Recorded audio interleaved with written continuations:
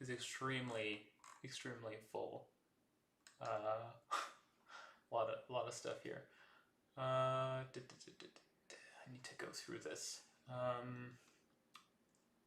Oh wow. Okay.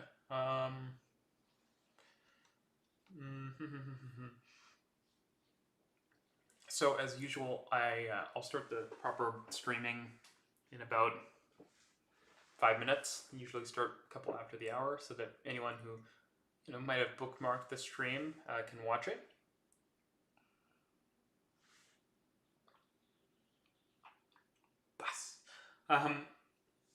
Let's just go through this chat in the meantime, because there is a lot of messages here. Wow, so much stuff.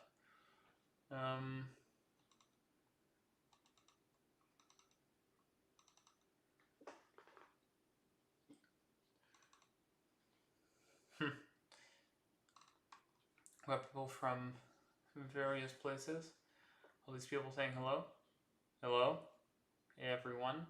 Welcome to the stream. Today's topic is literally entitled "Buses Can Be Good," which is I know I don't think it's a Boris bus specifically. I mean, I think it's just a generic London double decker, which does not appear to have a front or rear. It's the topic of today's video is indeed about buses, or stream, I should say. I did a stream in July. I was like, oh, I should do one in August. And so yeah, here I am. The summer is coming towards the end, but it's exciting, and yeah, the weather has been not too crazy hot in southern Ontario, and so that's been nice. And yeah, I'm excited to chat a bit. I'm gonna talk about the topic for the first part of the stream, and then I'll just kind of ramble with chat, and so it should be a good time. I thought to do this at 9 a.m. again, like the last stream I did, just because it allows a different group of people to watch. People in the crazy time zones in Australia and Asia and stuff.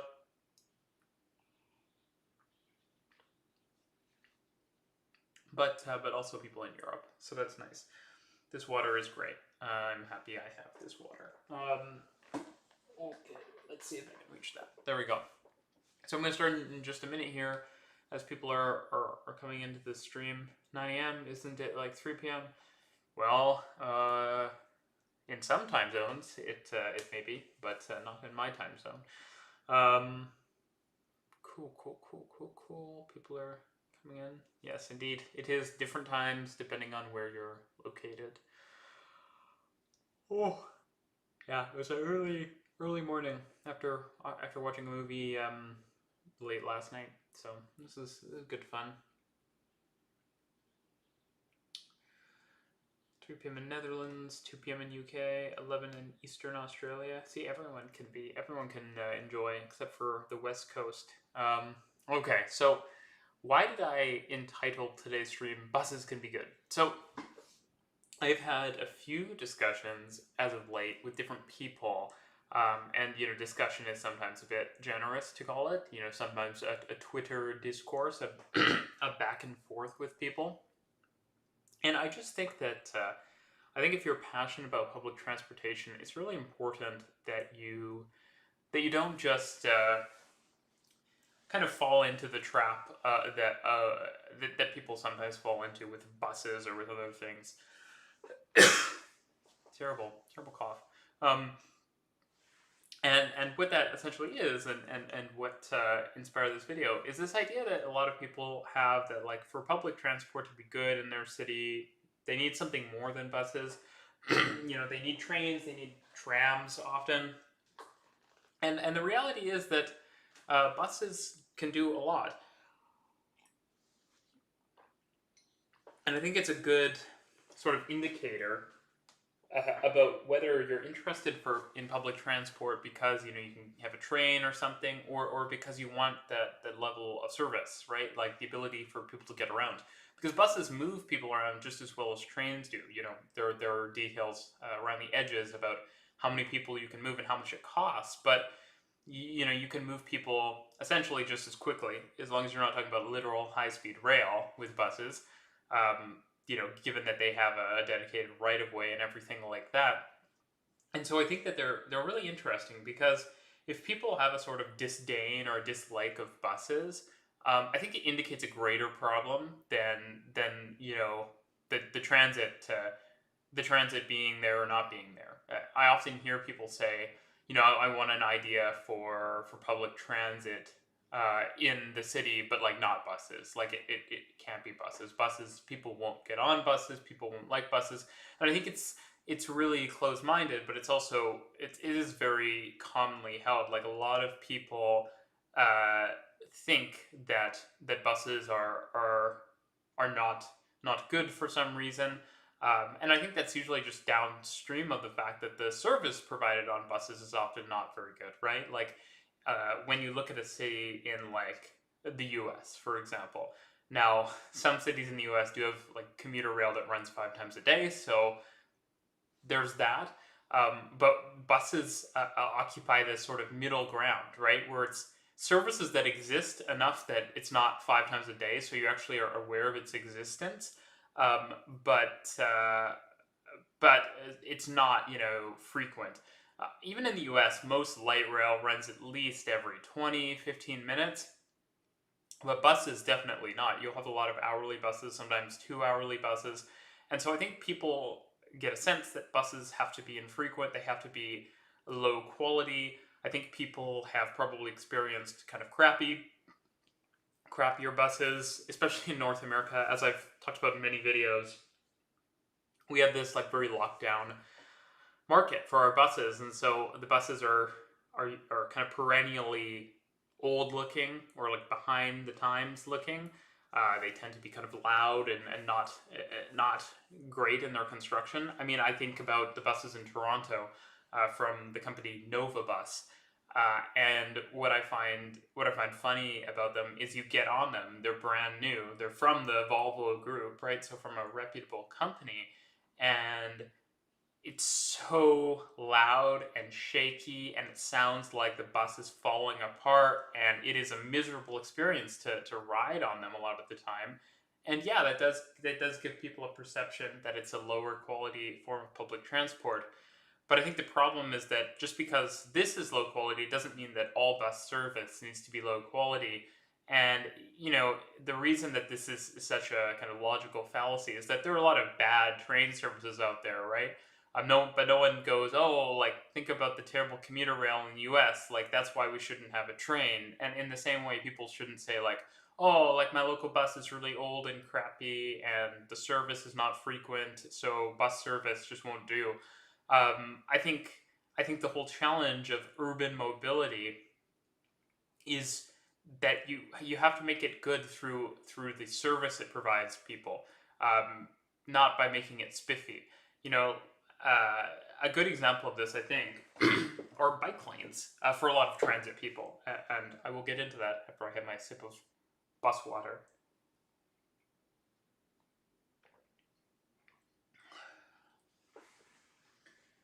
And this is great. We already have some comments. I don't think buses aren't good. I just think they're not as good. To me, they're entry level. And I think this is actually a great example of what I'm talking about. Like, so let me give an alternative example. I find in North America that even among people who like transit and who appreciate transit, you'll often hear people go like, "Oh, but bike lanes, like, do we really need bike lanes? Like, they take up space on the street. They're kind of ugly and all of this." And I think it's the exact same as people who don't like buses. If they were to go to the Netherlands or to other places, because people have this obsession with the Netherlands, but it's not the only place with decent bike lanes. Even like Montreal has pretty good bike lanes. If you go to that place and you experience how good it could be, I think that you kind of come back and go like, oh no, like what matters really is having the bike lane, and it can be made pretty down the road. Like, it can be made very attractive, and a street with bike lanes looks kind of more complete, to for failure to use another word. Like it looks better. It doesn't look like kind of a sewer, right? Like a big wide thing for cars that's often not entirely full, and then these two narrow sidewalks. It's kind of like sidewalks, slightly wider bike lanes, slightly wider road, ideally some public transport infrastructure on it, and it looks good. And so I think that it's the same with buses, right? Like people need to understand it by using it. Like once you go to a city that has all right bike lanes and you bike around a bunch with people who actually regularly use them, and so they're familiar with the network, you kind of go, oh yeah, like this is a really fast way to get around the city. And when you have bike lanes, you're not getting blocked, and it feels very safe. And so it's the same thing with buses. The issue is that I don't think there's a ton of cities with excellent bus service. There are, some cities that have truly excellent bus service, but it's not actually that common. Like a lot of cities have kind of middling bus service, right? And so when you're talking about where is bus service really good, and where can people learn about what buses could look like, I think places like Hong Kong are great, right? It's just legions of double-decker buses that kind of fly along the roadways there and have all kinds of interesting stops and stations. Or a city like Toronto, right, where you have kind of frequent suburban buses all over, and even though the buses themselves don't look great and there's not a ton of bus lanes and the like, which is bad to be clear, you get that they could be powerful because you can stand on a suburban street corner in Toronto and a bus will come in one direction and then another direction every couple of minutes. And so you go, wow, like I could go wherever I want quite easily. And I think in the future, like Brisbane will be one of those places, right? Because they're doing the really cool new Swiss electric buses on their busway. And it's going to make clear to people that, hey, like if my city is not, it's not going to get to 1 million people. If it's just a smaller city, this could be the entire like backbone rapid transit system. We could have like a busway network that could be shared by different buses, and you could have like on the busway really high capacity bi-articulated buses, and it's very exciting in that way. And so I think what's critical for buses is that people who are supportive of public transport or into public transport, they need to meet people where they are and explain why is a bus good, right? Why do you not need trams? Like the literal discussion that inspired me to make this was there was a guy from Philadelphia who was saying like we just need way more trams and that's going to make transit in Philadelphia good. And it's like, no, you already have trams. Like if that was going to be the answer, then your transit would already be amazing. The answer is just good service, right? You can muck about with what powers the vehicles or how many lanes you have and all of that stuff, and it does matter, and it will make it better 10% here, 20% here, but just frequent service, even if it's not with attractive vehicles or with really nice infrastructure, fancy looking stops, tons of dedicated bus lanes, will get you a lot of the way. And once you realize, oh, this is an alternative to the car, this is an alternative way of getting around, then you've done all that you can. Like I think the problem so often with public transport and cycling is that people look at it as just like a nice to have thing that exists, but realistically it's never going to be an alternative to driving. And it isn't the bus being fancy or it being a train that makes it so that you can switch from driving. It's that it comes every 10 minutes and it keeps running until very late at the night, if not overnight.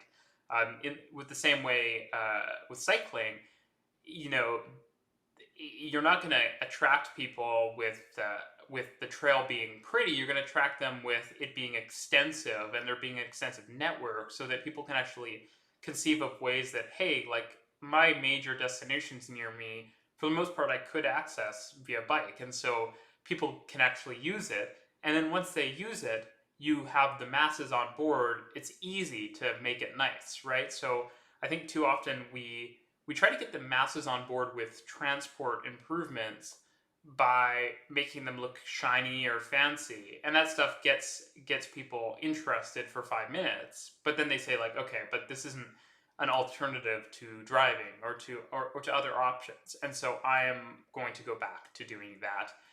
And I won't take the bus, or I won't cycle. And so I think it's really important for people like us who are passionate about public transport to adjust this.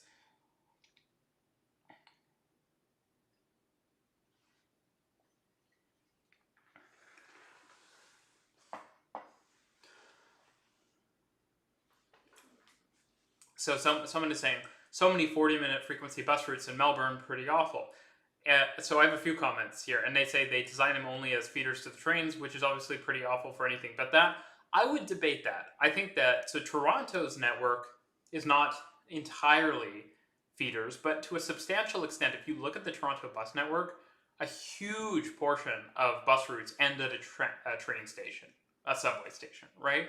I don't think being a feeder network is necessarily a bad thing, because if most routes end at a train station, then many routes begin there too. And so the train station isn't just about changing between bus and train, but also just between buses that might be going in different directions. But I think what's really the problem here is 40-minute frequencies. Anyone who is worth their salt in public transportation, mind my language, will tell you that 40-minute frequencies are very bad because they're not clock-faced, right? What a 40-minute frequency means is that 1 hour you're at 0, the next you're at 40, and then you're at 20, and so the time that the bus arrives every hour is different, which is very bad. You'd be much better to decide, okay, this one deserves to be 30 minutes, this one deserves to be hourly, because at least then they come at the same time every hour, as long as they're running on time, which makes it a lot easier to use at that super low frequency, because people can say, oh, bus is coming in 5 minutes, go out to the stop, hop on the bus, maybe it takes 10 minutes to get there, but it's not a much longer wait than it would be if the frequency was much higher. So at low frequencies, you don't want to, you might say, oh, 40 minutes is better than hourly, but it really isn't, because it's not recurring clock-faced. It's not until you get to a frequency level that you truly can turn up and go, that you can just go outside and the bus will come quickly, that it's actually good to have, as high of a frequency as possible.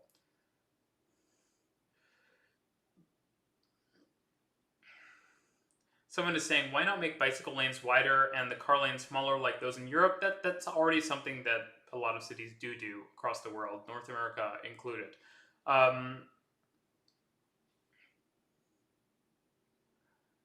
Technically, 40-minute frequencies might be clock face if specific stop times are designated, but they won't be, because you're going to be, the time you're coming if it's 40 minutes apart, right? You're not coming at the same time past the hour every time. And so someone who doesn't know the schedule will have to say, well, okay, we're 8 hours into the day, and so we lose 20 minutes every hour. It's just too confusing, right? It's not a great system, and so that's the problem I would bring up with that. But I guess what I'm getting at on a fundamental level here is, for people who understand the service being the benefit, and not necessarily that it's attractive or that it's leading to an aesthetically pleasing city.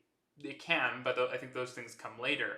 You really, as a transport person, you have to push for the service and push for the quality of being able to get around first, because if anyone can understand that it's not just about the sugar, it's about the important macronutrients.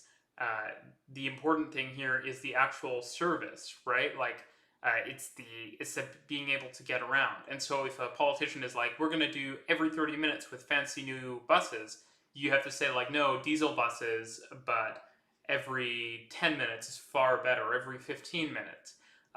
You kind of have to go against the grain in that way. A lot of people will say, we want something fancy, but you really want something with good service, because good service is what gets people on board. And you can always make things nice and fancy when 30% of the public is riding public transport every day. But if they're not, then nice buses are just going to be cut, and they're not going to be maintained well over time, and they're slowly going to deteriorate, because you don't have a plurality of the population working, using the system. And so I guess my whole purpose for making this video was to say, like, do the hard thing, but the good thing. If you're supportive of public transport, which is to understand that not everything is going to be sexy. It's just you need to have this basic level of service. You basically have to be the person that says eat your vegetables. Be the sewer or the electrical infrastructure enthusiast and push forward not necessarily exciting but very important infrastructure that will actually shape the way your city works.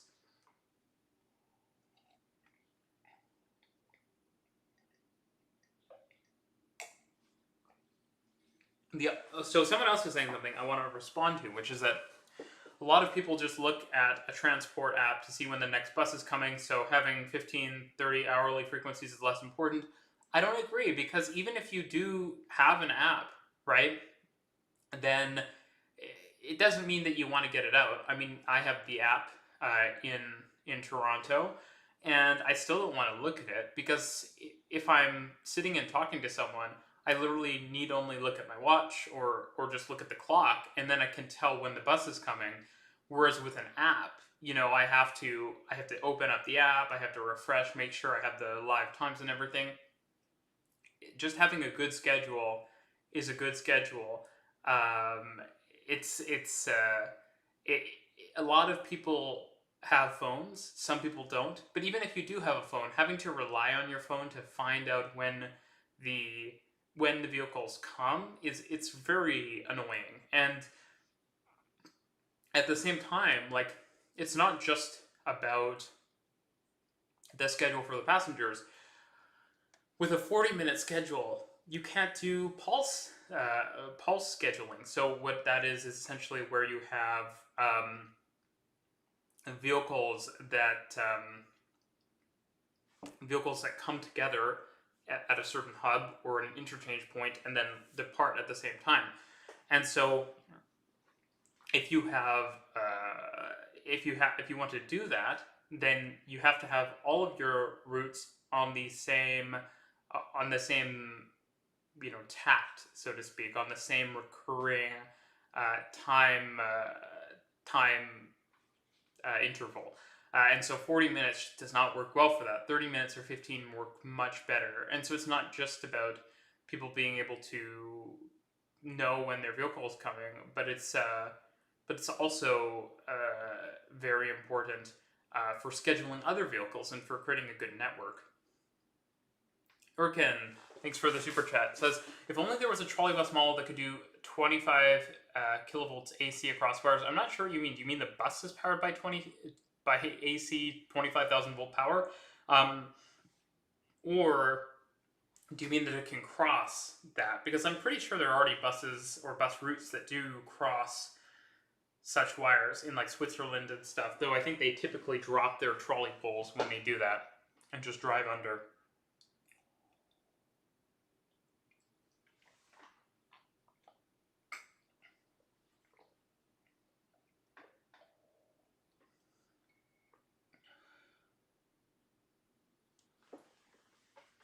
Yes, of course, if the trains and buses have the same frequency, then pulse scheduling is possible. The issue is that you have to have the same frequency or an overlapping frequency. And so 40 minutes just not great.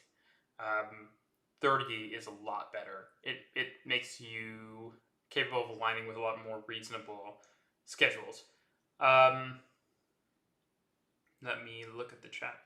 So that's my main sticking point. The thing I wanted to bring up is that I think that people who are already supportive of public transit really shouldn't be the ones saying that buses won't get people excited. If buses don't get people excited, I think you're looking at them the wrong way. You need to look at them in terms of the service they can provide.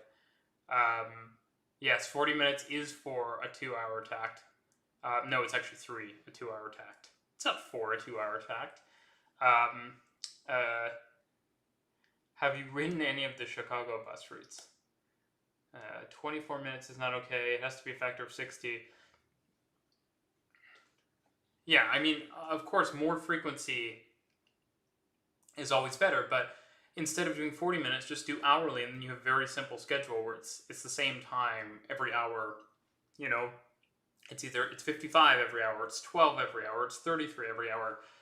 You know when the vehicles are coming, and that's what's really important. Looking here at the chat, a lot of good discussion happening about scheduling.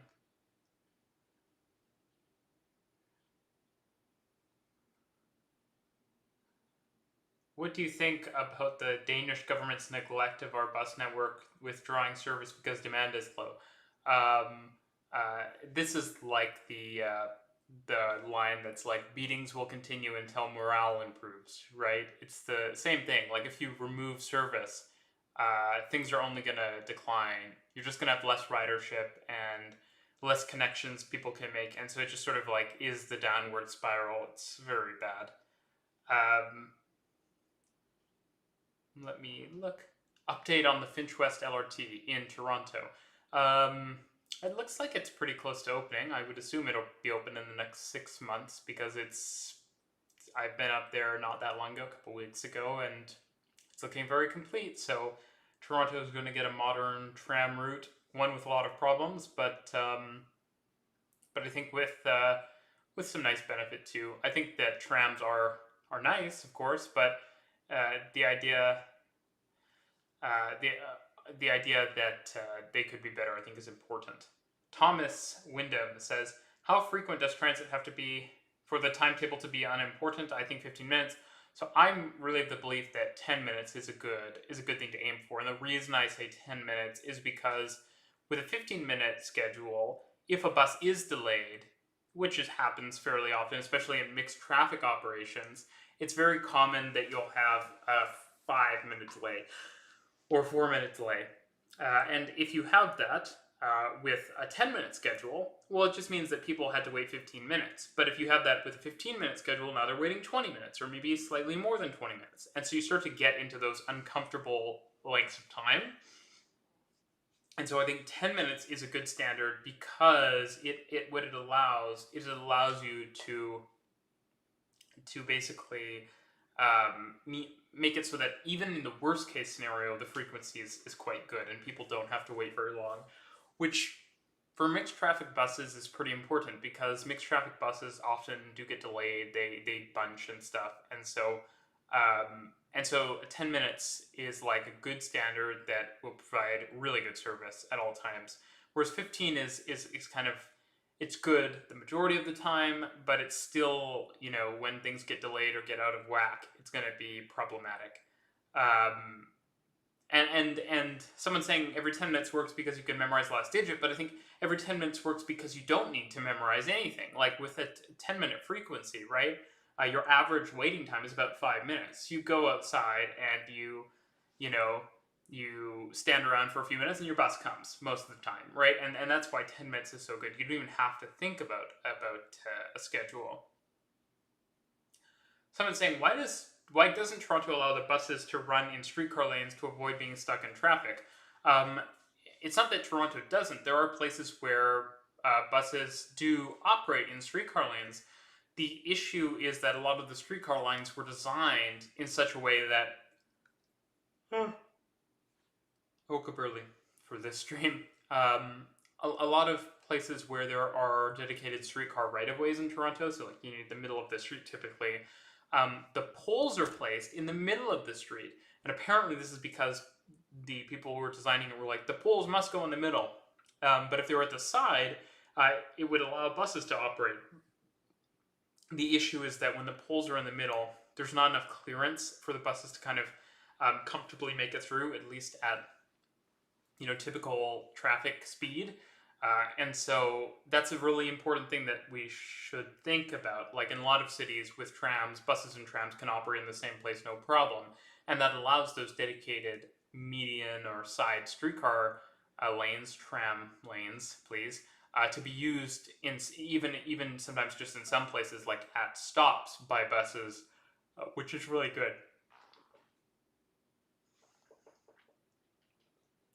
When do you think a city should move from a bus to a tram or metro? Well, I think that what's really important is that if you have if you have a frequency that is high and you still don't have enough capacity, go for a larger vehicle. At least for trams. For metro, it's a different story, because when you invest in metro, you're getting something that is faster than you would be able to get a vehicle on a mixed street alignment like a tram or a bus. Now you have a vehicle with its entirely own dedicated right-of-way separate from the street, and so it can go faster, and so the existing demand on the route might not be a great indicator, because you're now kind of unlocking something new. Erkin says, and thank you for the super chat, I recently tried to rework all of the northern half of central Izmir's bus routes. Turns out there's a way to fit a 10 kilometer, 30-minute route length and pulse in Izmir. Well, that's really cool, and I think that that's the kind of thing that people should do, is think about like how they could design a pulse network in their own city, and how to make improvements in general, because that's that's ultimately what leads to change happening, and more service, a better service, which gets people on board. Let me see.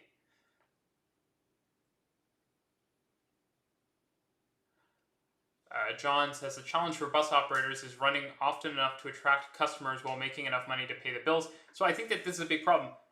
The kind of UK model of bus deregulation, I don't believe that's necessarily how it works in Australia, though I'm not entirely sure. I know that it is more like it is contracted frequently to private companies.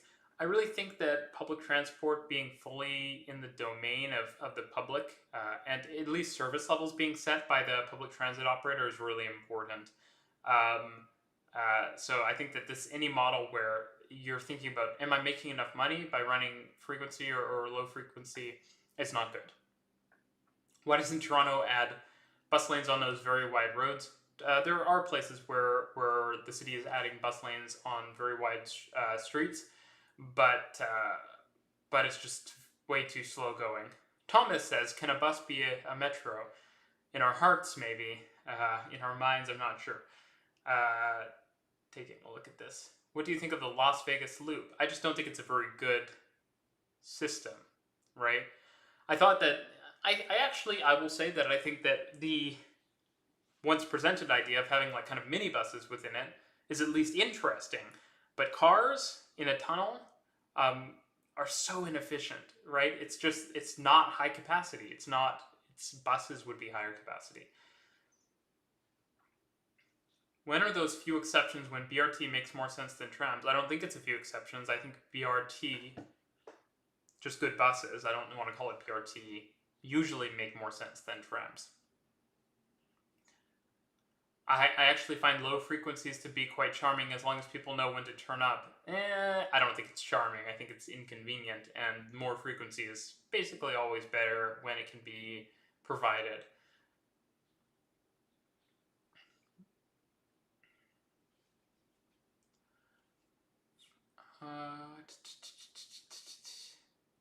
Buses can be faster than metro if you use expressway. Exactly. They can be. The metro can be fast too, but yes, buses can be essentially just as fast. The UK model is being abandoned in favor of more of a London model for buses in the UK. It's good, but still not something that exists across the country.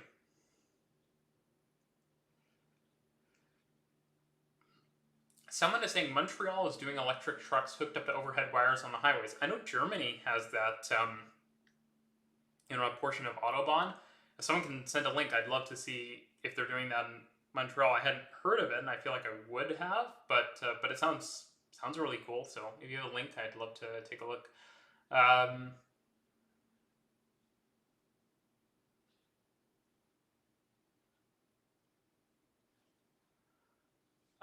The extensive restrictions on driving in the Netherlands make buses worse in some ways. Yeah, I do think that's a solvable problem, though. You just allow buses to go places cars can't, and do things cars can't. A people mover would have been much better than the Las Vegas loop, yes.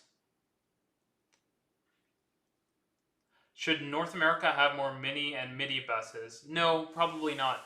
The issue with small buses is they cost almost as much to run as big buses, and now you've added a different vehicle type to your fleet. The biggest cost of operating transit in the developed world is the cost of the driver. So why not do as big of a vehicle as possible? Not a tiny vehicle. And in terms of like buses, are they maneuverable enough? A good bus driver can take a bus through some very tiny spaces and tight streets. So I don't think it's a huge issue.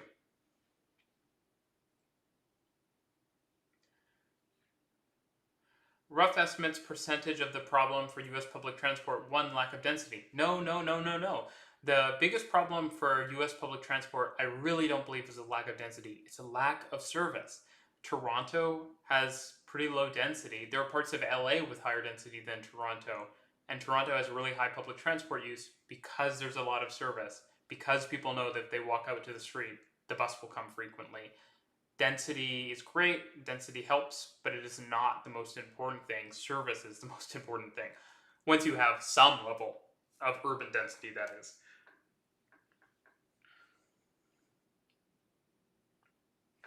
The transitway in Ottawa had a higher average speed than the Montreal Metro. It doesn't surprise me because the transitway would have had a lot of express routes. I know it did have a lot of express routes. What city's bus network would you give a gold medal to? Well, Toronto, obviously, but there's a lot of cities in Europe with good bus networks as well. The issue is a lot of cities in Europe also have trams, and so it's hard to say, like, to what extent is it bus, what extent is it tram. Toronto has trams, but the trams are not great, I can say. So, I'm looking through the chat here. Why don't you like trams? I do like trams. I just don't think that that they are this kind of magical thing that doesn't obey the same laws that every other transit mode does. Yeah, exactly. The best thing about buses is that very little infrastructure is needed for basic services. Very little above what already probably exists in almost every place. Frequency, job density, residential density in terms of importance, I totally agree. In Hong Kong, there are minibuses galore that serve niche areas, for sure, but I don't think Hong Kong is really super comparable to most other cities. It's a very unique place.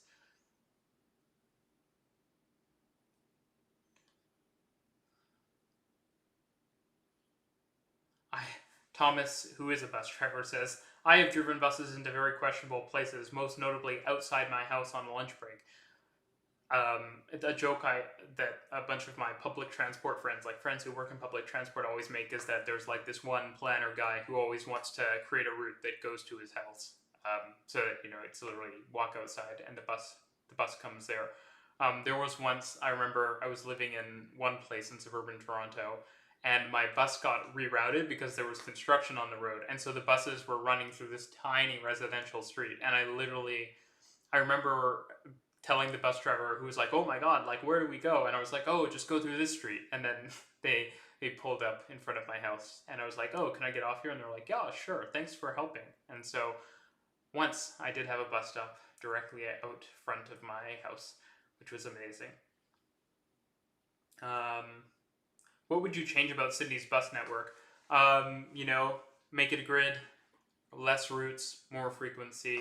I know it's hard for it to be a grid, but more grid-like is what I should say.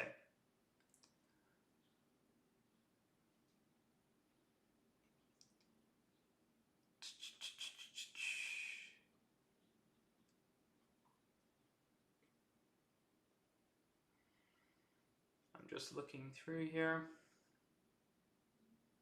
Trams are better than buses, but less agile. No, they're not better. There's no better, no worse. It's like saying that water is a better utility than electricity. There's different things. Hong Kong is 75% rural. Well, I think it's important to say that that's like by land area, not by population, which is really an important distinction. This is a really good question. Do you think trams that are battery powered for part of the routes can be a good thing, especially in a very NIMBY context? If no, what alternative do you think would be more effective? Overhead wires. I think the idea that people will only support a tram if it doesn't have overhead wires, it's just like, okay, well then I guess we're not getting a tram. If people aren't supportive of the tram because of the wires, I think that there's a bigger, more fundamental problem. And as much as I think that like batteries will be good for public transport, as I talked about in multiple recent videos, including the one yesterday, if you haven't watched it, I recommend doing so. At the end of the day, if you are building rails, you're putting rails in your street, but you can't put wires up because of NIMBYs, I think that's really bad. And batteries for rail vehicles that are operating on probably a brand new alignment, it's going to make them more expensive. The renewal cost is more expensive. The maintenance ends up being annoying. I just think trams with overhead wires are very simple. There are trams in front of the Colosseum in Rome. If the Colosseum in Rome can have wires in front of it, I'm sure anywhere in the entire world can have wires without a problem.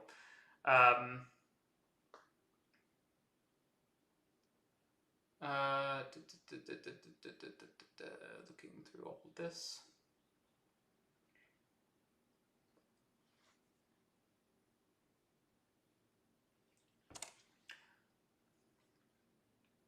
Buses are not good in Japan.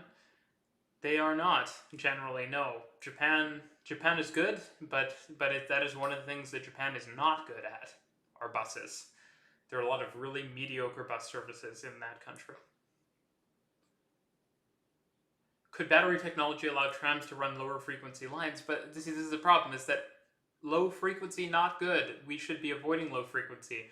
An expensive mode does not need to be made less frequent. It needs to be made more frequent. Someone's saying an application of battery trams is when they're routed over squares. I don't agree. Look at Alexanderplatz in Berlin. It's like one of the most famous squares in the world. It has trams with overhead wires, and it's fine. I don't think that it's needed. Thomas does point out you can have underground electrification. The Alstom system, which really Alstom should just bite the bullet and make it an open standard. Maybe they already have, I'm not sure. I'm trying to recall any case where it's been used by trams that aren't from Alstom. But the third rail technology seems to work pretty well as long as the climate doesn't ever get snow. So maybe it's an option.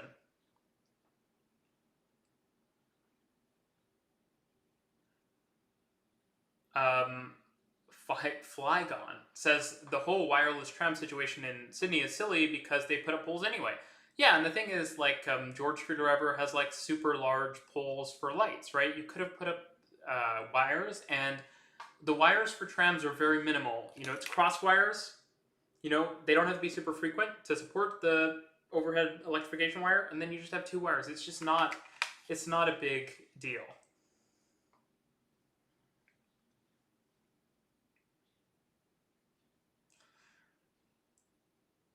One of the mining railways in Australia switched to battery trains. And sure, that's fine. If you're going from diesel to battery and the application makes sense and the frequency is not high, it's fine. There should be trams in the suburbs of Toronto or anywhere else for easy access. No! See, this is the kind of entire problem I was arguing against when I made this stream, was the idea that you just need trams. We just need trams. They're good. The issue is that trams are not any different from buses, besides the fact that they can carry more people and that they run on steel wheels. They're not going to provide more comfort. They're not going to provide more frequency. They're typically going to provide lower frequency. The most important thing is good service. Putting trams in is just a capacity measure. Tram wires are not nearly as intrusive as people claim, especially when compared to the wired streets of many Eastern countries, for sure.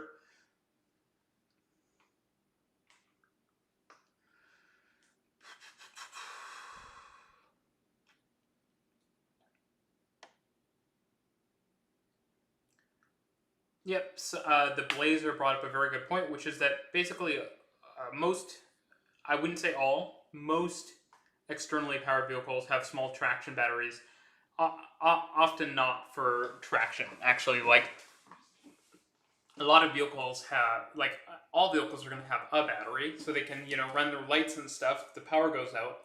But But you can fit say trams with a small battery like today in 2024, so that they can run somewhere for a short distance if the power goes out, so they can get to a safe location.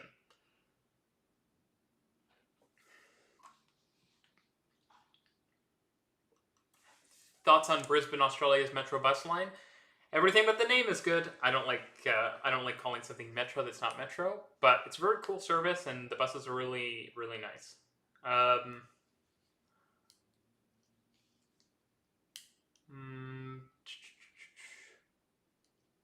What do you think of Measure HLA in Los Angeles? I don't follow the various ballot measures. I think that's one that's focused on like bus lanes and street design, I think. Come on, dude. They'll be more comfortable. I think this is in reference to trams. I just don't agree. No, like buses can also be comfortable. The idea that you need trams for comfort is false. You don't. You just need comfortable buses, and then you can spend literally millions of dollars less and run way more service, which is more important. Because nothing is less comfortable than sitting at the side of a street for 25 minutes waiting for a bus when you could have higher frequency.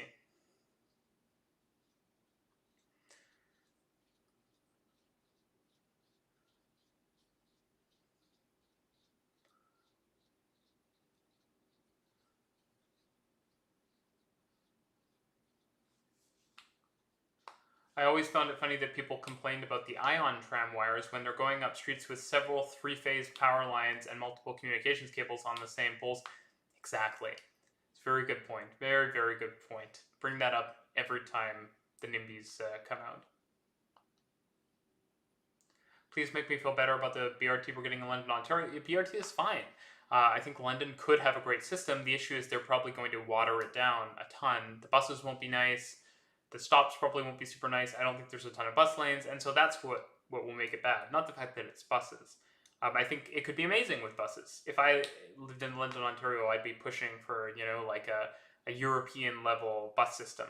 A European level in the sense of like really nice design. Toronto level in terms of frequency. It's not the bus that has to be comfortable, it's the quality of the road. I think at the low end, yes. In Toronto, buses are uncomfortable in large part because the roads are in terrible condition. But at the high end, no. Like, I think a really good bus makes a difference. Like, the Mercedes buses I was riding around Berlin had way better suspension than the Nova buses in Toronto. And I think that, even on a crappy road, better suspension goes a long way. So both matter. San Diego versus Minneapolis. That's an interesting idea for a video. Could you speak to Toronto's plan to electrify buses? Toronto is planning to make all of its buses electric. It's pretty much that simple. It's a bit misguided, I think, because, again, transit's already green, as I talked about in yesterday's video. But if you want to do very high percentage electrification, trolleys make so much sense, especially in Toronto, where you have a lot of long linear routes. You could do, electrify a bunch of them, and then you could have battery electric range extended trolleys operating onto branches and stuff.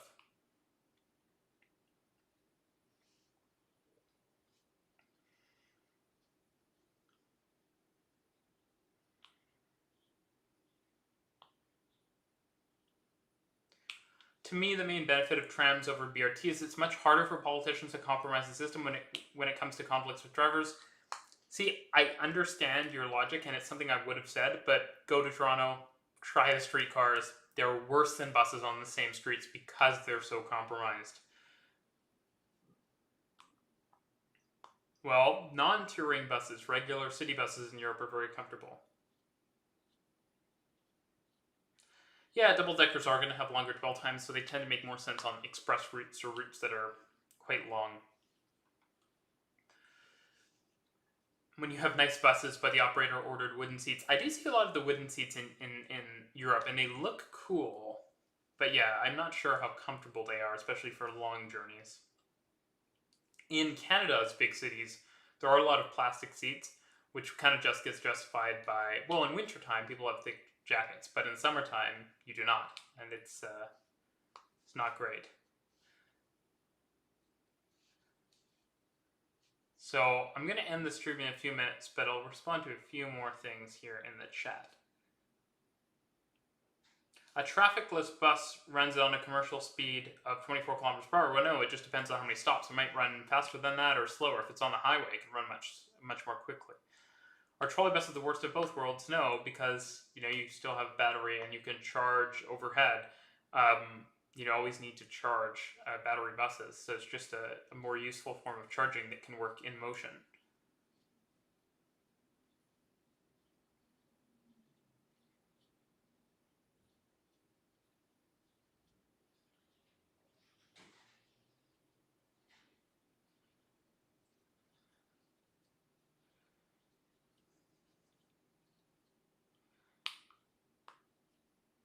Probably the biggest benefit of electrifying buses is getting rid of the engine noise. I agree it's a big factor, because buses can be quite loud.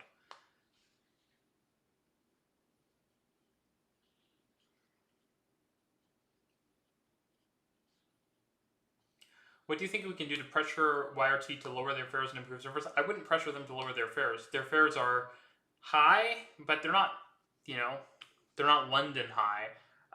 I think that, ultimately resources have to go to one place or another. You could do a bit of both, but YRT does not need lower fares nearly as badly as it needs way better service, so I would just focus on pushing for better service.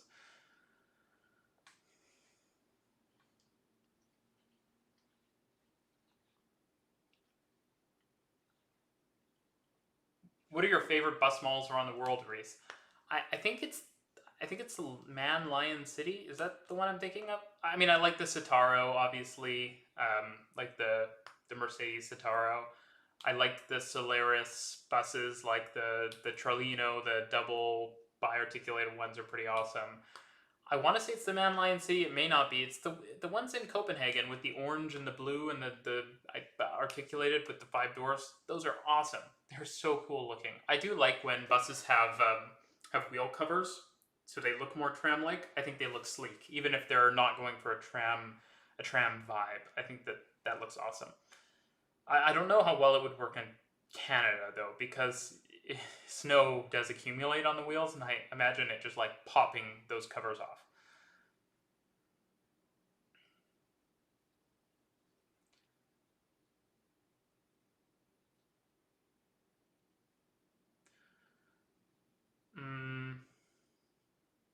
Would you consider talking about successful bus networks like Hong Kong for video? Probably, yeah. I think Bogota's bus network is excellent, deserves way more credit. It's good, but they should have built Metro a long time ago, and I think that it is a kind of case study in like where BRT can get a bit iffy is when you like over rely on it and don't build Metro where you clearly should have Metro, because buses are good, but at some level it's not great. Have you seen the Australian show Utopia? A lot of stuff about transit in it. I've referenced Utopia in videos, so yes, I have seen it, and I too want to build a nation. I want to build a nation-building authority with very fast trains.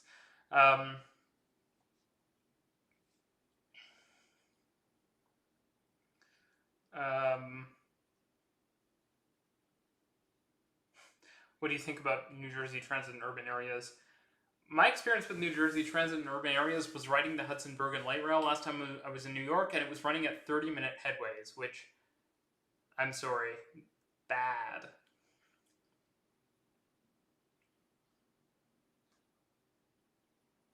Wheel covers are good for pedestrian safety too. I mean, I think the issue with branding the bus as Metro is that you're setting a standard it will never be able to meet. I think Brisbane would have been much wiser to just brand it as like an incredibly good bus, which it is, and buses again can be really nice, and so I think that's a problem. But like, instead of trying to be like this is Metro but down a notch, they should say this is buses but up many notches, and like these are the standards that all buses should have. I think it would be really cool if Brisbane ordered articulated buses. Maybe this is a watering down of the brand. Order articulated buses that look just like the bi-articulated Metro buses and do like a semi-express network that feeds into the Metro. I think that would be exactly the way to go. So to show that, like, since it's buses, you can put them anywhere and it would be fantastic. So I think with that, I'm going to end the stream. Thank you everyone for coming. These are a lot of fun. I hope to do one again soon. It's always good chatting with people, and make sure to support buses and bike lanes and stuff in your cities. Don't be like, oh, we need trams. No, you just need good service. Good service is the most important thing. Everything else is secondary to that. Thanks so much for coming and for watching, and yeah, thanks for attending the stream. And I maybe will respond to a few more questions. ADL does make nice buses. Oh, news about battery electric bus chassis bending because of their weight. Not great.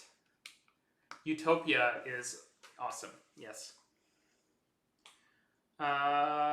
We have trams in Newark, yes, but they're not frequent enough. Thanks everyone for coming, and stay tuned for more videos.